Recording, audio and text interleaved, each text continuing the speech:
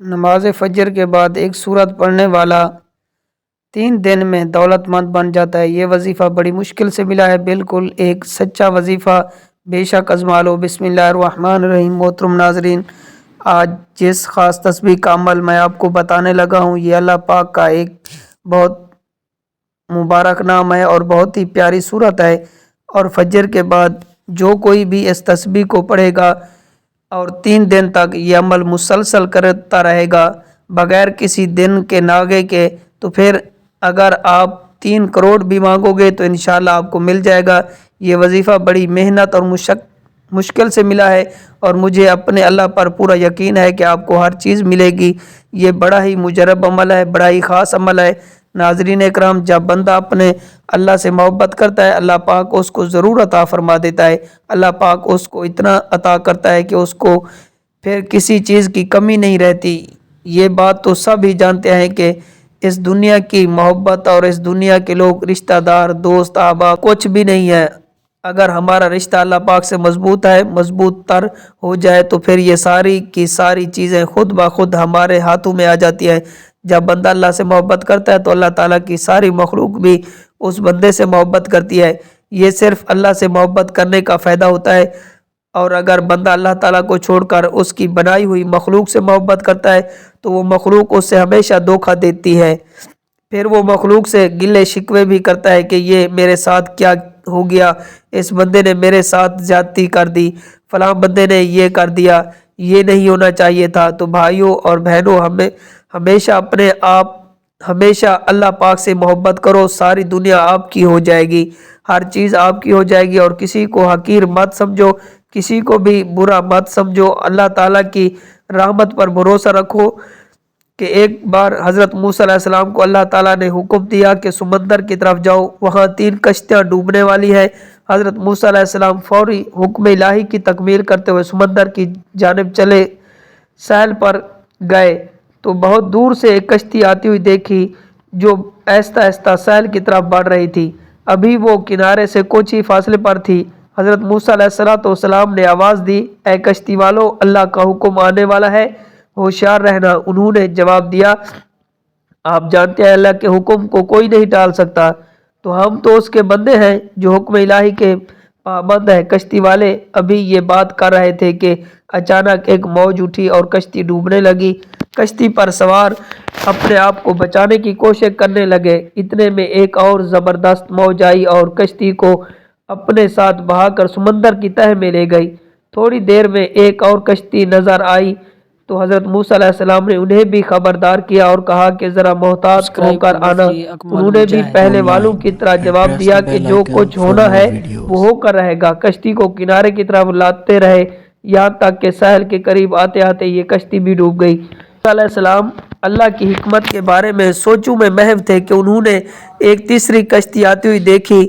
آپ نے حسب سابق اس کشتی والوں کو بھی نصیحت کی کہ دیکھو اللہ کا حکم آنے والا ہے، اپنے گناہوں کی معافی مانگتے ہوئے اس طرح محتاط ہو کر آؤ۔ انہوں نے جواب میں کہا، اے اللہ کے نبی، جس طرح آپ سچے ہیں اسی طرح اللہ کا حکم بھی اٹل ہے، اس سے کوئی نہیں بدل سکتا، لیکن اللہ کی رحمت بھی تو ہے، ہم اس کی رحمت سے کیوں مایوس ہوں؟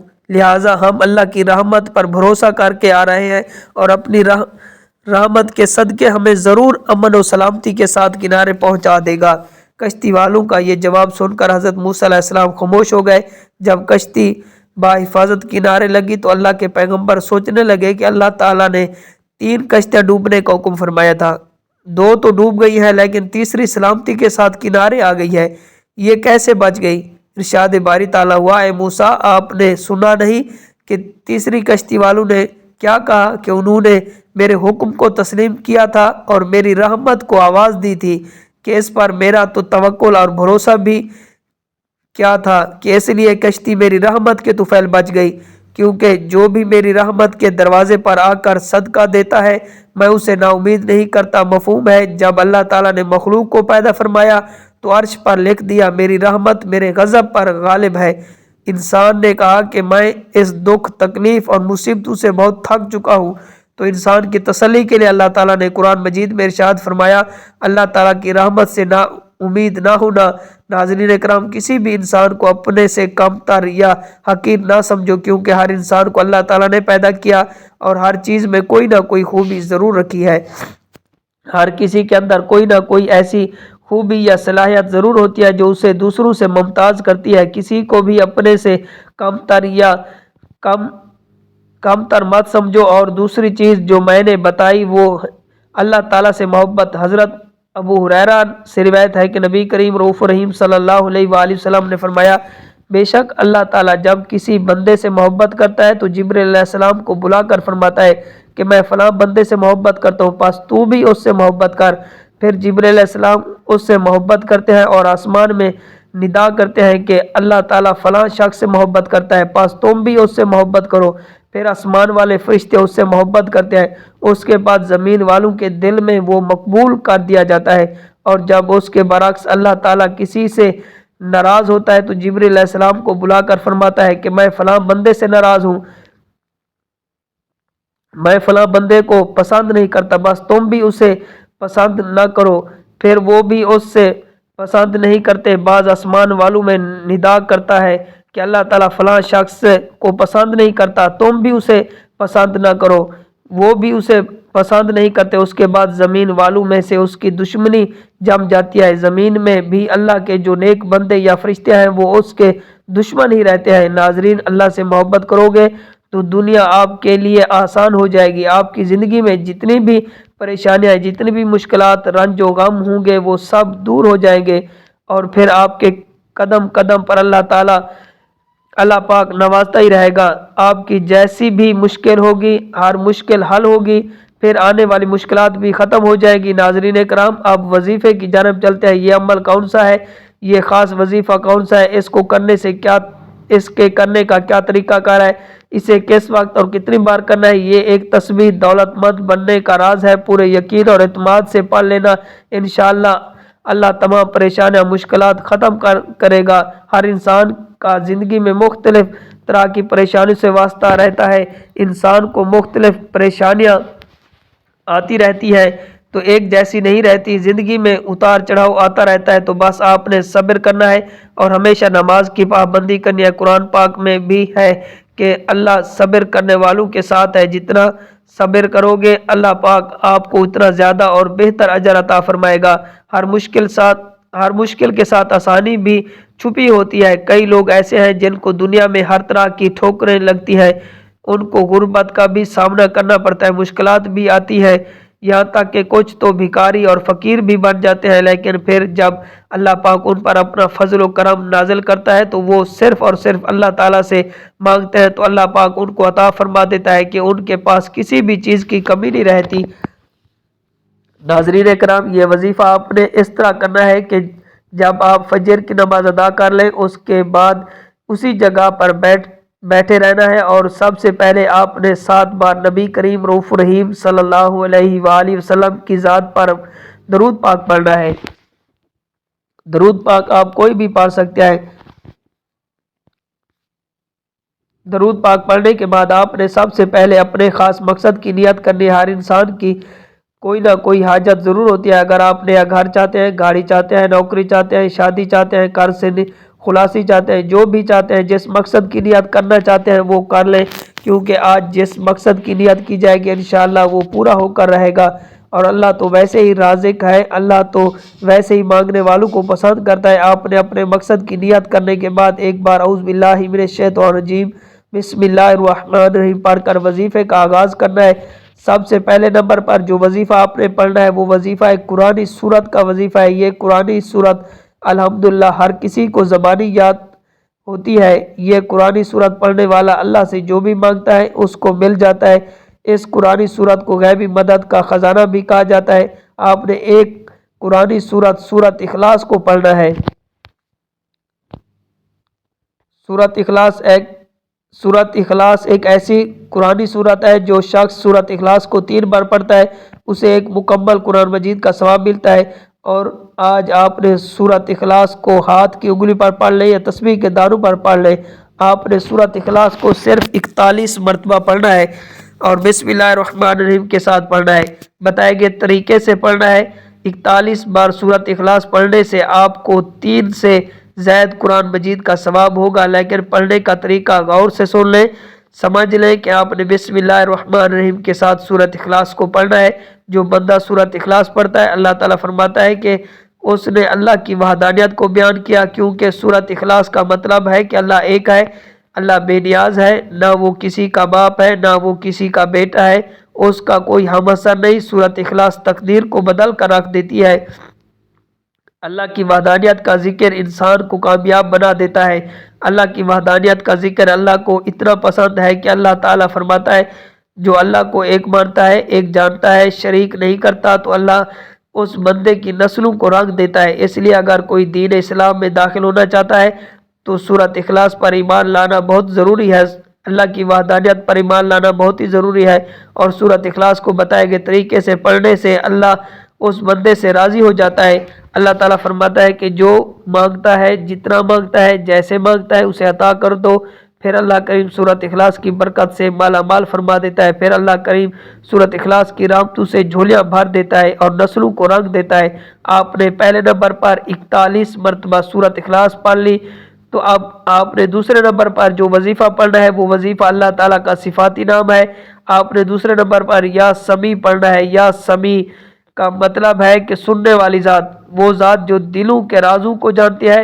آج آپ یا سمیع کو پڑھ کر اللہ کو پکاریں گے تو اللہ اپنے نام یا سمیع کے طفیل آپ کی ہر دعا کو سنے گا، اور جو آپ دعا مانگیں گے اللہ قبول فرمائے گا۔ اب یہ سمجھ لیں کہ آپ نے یا سمیع کو کیسے پڑھنا ہے اور کتنی بار پڑھنا ہے، توجہ کیجئے گا۔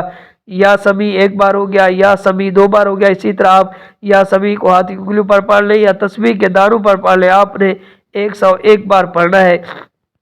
یا سمیع کو 101 بار پڑھ کر آج رب کریم سے تھوڑا نہ مانگنا، آج وہ مانگنا جو آپ کو ناممکن لگتا ہے، آپ کی ہر دعا قبول ہوگی۔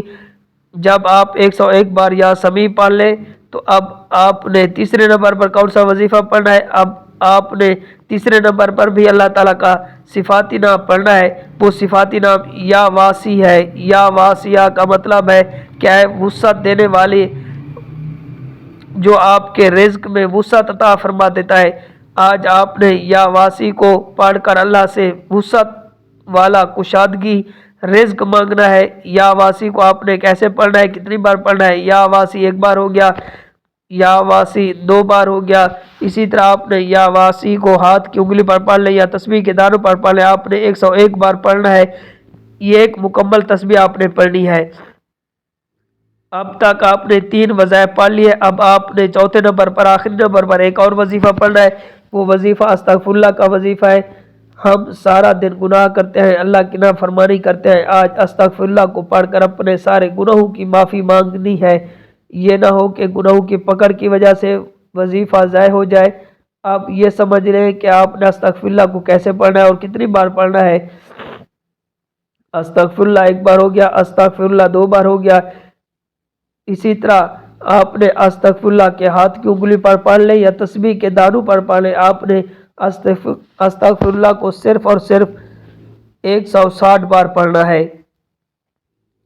جب آپ یہ سارے اعمال بتائے گئے طریقے اور ترتیب سے پڑھ لیں تو آخر میں پھر 7 مرتبہ درود پاک پڑھنا ہے، جو آپ نے عمل کے شروع میں پڑھا تھا۔ اب آپ کا عمل مکمل ہو گیا ہے۔ اگر کوئی شخص اپنا کاروبار بڑھانا چاہتا ہے تو اس کے لیے بڑا ہی خاص وظیفہ ہے، اللہ پاک اس کو بہت زیادہ رزق عطا کرے گا، اس کی مشکلات کو ختم کر دے گا، اس کے رزق میں، اس کی روزی میں اضافہ فرما دے گا۔